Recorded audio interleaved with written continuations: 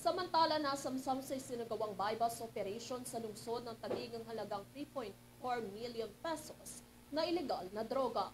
Si Dan Beliegas para sa kabuuan ng balita. Arestado ang 4 na drug pushers matapos mahulihan ng 500 gramo ng shabu na nagkakahalaga ng 3.4 million pesos sa Taguig City.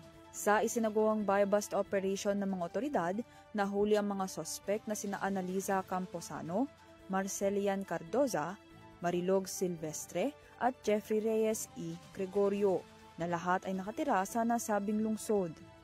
Matagumpay na naisagawa ang operasyon kasama ang District Drug Enforcement Unit Southern Police District, Philippine Drug Enforcement Agency Southern District Office, District Intelligence Division Southern Police District, District Mobile Force Battalion Southern Police District, Special Drug Enforcement Unit Taguig City Police Station at Substation 5 Taguig City Police Station. Nahaharap sa kasong paglabag sa Section 5 at 11 ang mga sospek sa ilalim ng Article 2 ng RA 9165 o mas kilala bilang Comprehensive Dangerous Drugs Act of 2002. Para sa URTV News, Dan Villegas sumasaludo sa bawat Pilipino.